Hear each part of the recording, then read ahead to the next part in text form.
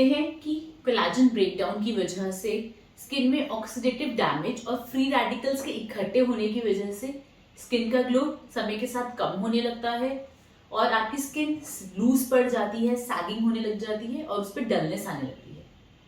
और कुछ ऐसे फूड आइटम्स हैं जिनको खाने से आप अपनी स्किन पे ग्लो वापस ला सकते हैं और उस पर रिंकल्स पड़ना रोक सकते हैं। नमस्ते, मेरा नाम है doctor Shankila Mittal, MBBS MD dermatology Maulana Azad medical college से, और मैं दिल्ली में स्थित एक स्किन केयर स्पेशलिस्ट हूँ। आज हम बात करेंगे कि अपनी स्किन पे ग्लो लाने के लिए और रिंकल्स पड़ने से रोकने के लिए आप अपनी डाइट में क्या आइटम्स खाएं और क्या आइटम्स अवॉइड करें। सबसे पहले हम बात करते हैं उन फूड आइटम्स की जिनको खाने से आपके फेस पे ग्लो आ सकता है और एजिंग प्रोसेस स्लो हो सकता है। इन सभी फूड आइटम्स में antioxidant, anti inflammatory and anti glycation यानी शुगर लेवल्स कम करने की प्रॉपर्टी होनी चाहिए। सबसे पहले बात करते हैं कि एंटीऑक्सीडेंट एक्शन किस फूड आइटम में है। एंटीऑक्सीडेंट्स का काम होता है हमारी बॉडी से free radicals and oxidative damage को हटाना, टॉक्सिन्स को न्यूट्रलाइज करना और साथ ही साथ बॉडी के DNA को रिपेयर करने में हेल्प करना। इन सभी फूड आइटम्स के अंदर mostly vitamin C, vitamin E and beta carotenes high quantity में होते हैं। कुछ एंटीऑक्सीडेंट रिच फूड आइटम्स के एग्जांपल्स हैं जैसे कि ग्रीन टी, डार्क चॉकलेट यानी cocoa, avocados, fruits and vegetables जैसे पाइनएप्पल, पपाया, टोमेटोस, बेरीज जैसे कि strawberry, blackberry, blueberry, broccoli, as well as citrus fruits जैसे कि लेमन, ऑरेंज, आंवला। इन सभी चीजों में एंटीऑक्सीडेंट्स हाई क्वांटिटी में होते हैं और हमारी बॉडी से टॉक्सिन्स हटाने में हेल्प करती हैं। अब हम बात करते हैं कुछ एंटी इंफ्लेमेटरी फूड आइटम्स की। इन्फ्लेमेशन की वजह से क्या होता है कि बॉडी में कुछ साइटोकाइन जैसे कि interleukin 1, TNF alpha, CRP levels बढ़ने लगते हैं और इंटरल्यूकिन 10 एंड इंटरल्यूकिन 4 के लेवल्स कम होने लगते हैं। इसकी वजह से बॉडी के कोलेजन का ब्रेकडाउन होता है और कोलेजन ब्रेकडाउन की वजह से स्किन लूज पड़ने लगती है और सैगिंग होने लगती है, साथ ही साथ स्किन पे डलनेस आने लगती है। एंटी इंफ्लेमेटरी फूड आइटम्स जो हैं वो कोलेजन के ब्रेकडाउन को रोकने में हेल्प करती है और नया कोलेजन बनाने में और कोलेजन रीमॉडलिंग में हेल्प करते हैं। कुछ एंटी इंफ्लेमेटरी फूड आइटम्स के एग्जांपल हैं, स्पेशली जो हम मसाले और हर्ब्स यूज करते हैं खाना बनाने में, जैसे कि हल्दी, क्लोव्स यानी कि लौंग, खाने में जो हम अदरक एंड लहसुन डालते हैं उनका काम भी एंटी इंफ्लेमेटरी एक्शन होता है।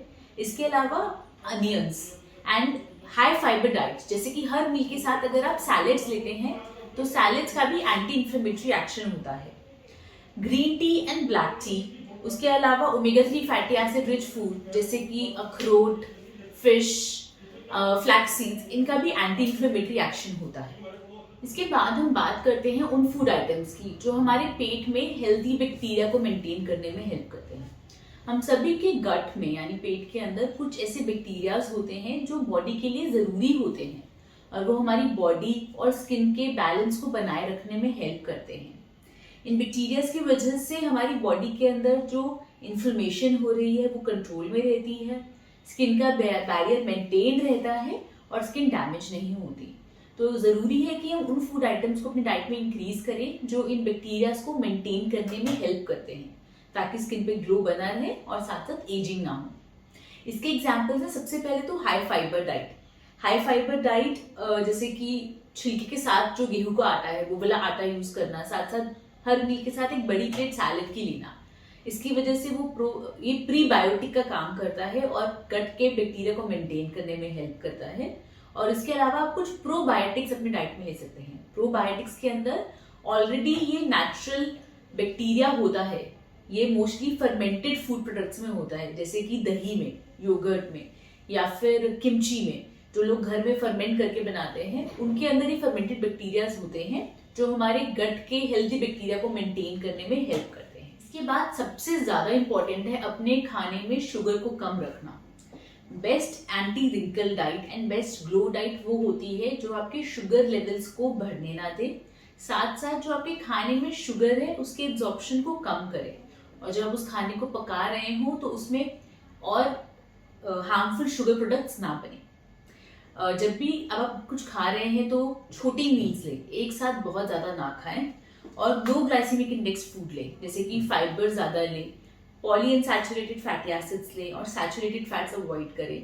Fruits and vegetables, whole grain यानी छिलके वाला आटा और खाने में स्प्राउट्स, चने, दालें ऐड करें। जब भी आप खाना खाएं तो पहले प्रोटीन बेस्ड फूड खाएं और उसके बाद कार्ब्स लें। ये आपके फूड के ग्लाइसेमिक लोड को कम करने में हेल्प करता है और शुगर लेवल्स को बॉडी में कम करने में हेल्प करता है।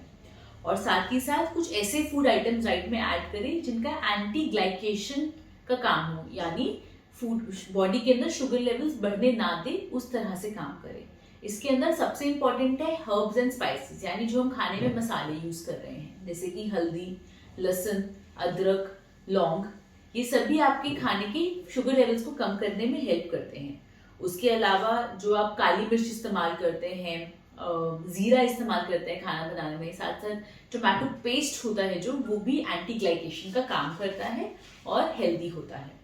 इसके अलावा आप खाना बनाने के लिए क्या कुकिंग मेथड यूज कर रहे हैं, वो भी बहुत इंपॉर्टेंट है। जब आप खाना बना रहे हैं, अगर आप खाने को रोस्ट कर रहे हैं, ग्रिल कर रहे हैं या फ्राई कर रहे हैं, तो वो अनहेल्दी हैबिट्स हैं।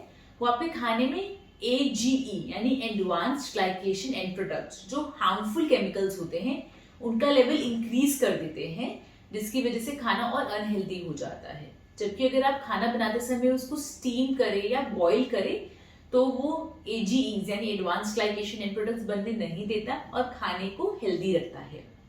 जब भी आप खाने को स्टीम या बॉईल करें तो मेक श्योर कि बहुत ज्यादा हाई टेम्परेचर ना लें और बहुत लंबी देर तक ना करें। मोस्टली ये नॉनवेज आइटम्स को कुक करने के लिए इंपॉर्टेंट है, जैसे कि अगर आप घर में फिश, चिकन या मीट बना रहे हैं तो मेक श्योर कि आप उसको पहले स्टीम या बॉईल कर लें। साथ ही साथ प्री मैरिनेशन भी इंपॉर्टेंट है। जब भी हम खाने में को मैरिनेट करते हैं तो उसके अंदर सिरका या फिर नींबू डालते हैं। सिरका या नींबू डालने का फायदा ये है कि जो एडवांस ग्लाइकेशन एंड प्रोडक्ट्स बनते हैं, जो हार्मफुल केमिकल्स हैं, वो कम बनते हैं। इसलिए कभी भी आप इस तरह का जब कुक करें खाना तो उसके अंदर पहले सिरका या फिर नींबू जरूर डाल लें।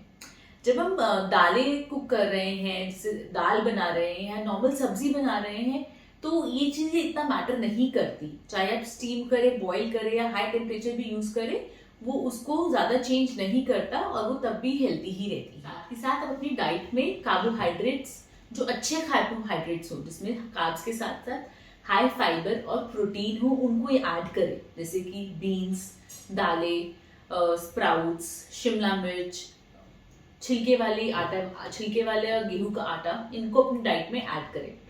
और फैट्स में भी हेल्दी फैट्स अपनी डाइट में ऐड करें, जैसे कि नट्स, जैसे कैश्यू, आलमंड, ये क्या कहते हैं, अखरोट, और सीड्स जैसे कि sunflower seeds, watermelon seeds, and अगर आप नॉन वेजिटेरियन हैं तो फिश।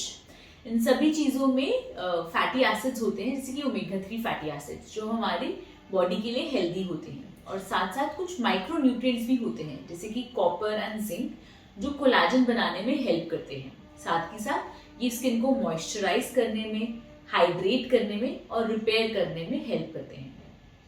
फिश के अंदर नेचुरल कोलाजन भी होता है, तो अगर आप कोलाजन सप्लीमेंट्स देखें तो उनमें काफी बार मरीन कोलाजन होता है, जिसका फिश एक बहुत इंपॉर्टेंट सोर्स है।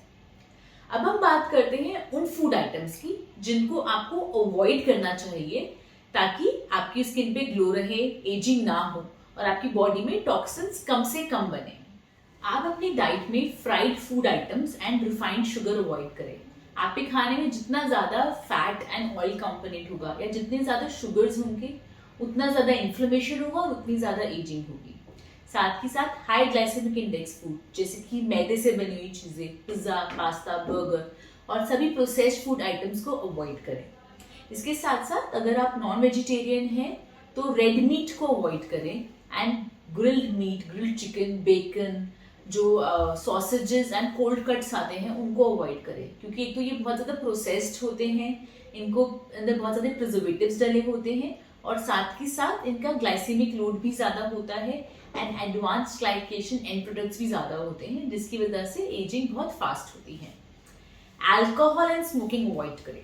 स्पेशली स्मोकिंग की वजह से जो हमारी बॉडी में कोलेजन बन रहा होता है वो टूटने लगता है और उसके टूटने की वजह से स्किन के ऊपर, लिप्स के आसपास रिंकल्स एंड फाइन लाइंस तेजी से आने लगते हैं। तो अगर आप खुद से और अपनी स्किन से प्यार करते हैं तो स्मोकिंग टोटली अवॉइड करें।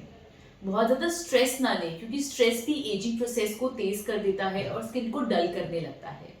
एक बैलेंस डाइट लें और साथ ही साथ अपने फेस पर रेगुलरली सनस्क्रीन ज़रूर लगाएं और उसको अच्छे से मॉइस्चराइज रखें। एंड में मैं कहना चाहूँगी कि अगर आप अपनी स्किन पे ग्लो बनाए रखना चाहते हैं और चाहते हैं कि एजिंग धीरे धीरे हो, तो अपने डाइट पे स्पेशल ध्यान दें। अपनी डाइट में एक बैलेंस डाइट लें जिसमें फ्रूट्स एंड वेजिटेबल्स हो, सही मात्रा में कुछ मसाले हों जैसे कि हल्दी, अदरक, लहसुन, लौंग, और साथ ही साथ unhealthy food items and processed food items को अवॉइड करें। जितना अच्छा और हेल्दी खाना आप खाएंगे उतना ही ज्यादा वो आपकी स्किन पे रिफ्लेक्ट करेगा। मैं आशा करती हूँ कि आपको इस वीडियो से डाइट और स्किन से रिलेटेड अपने सभी सवालों का जवाब मिला हो। अगर इसके अलावा भी आपका कोई सवाल है तो आप कमेंट सेक्शन में कमेंट कर सकते हैं या फिर हमारे व्हाट्सएप नंबर पे हमें कॉन्टैक्ट कर सकते हैं। अगर आपको हमारा वीडियो पसंद आया हो तो हमारे चैनल को लाइक, सब्सक्राइब और शेयर जरूर करें। Thank you.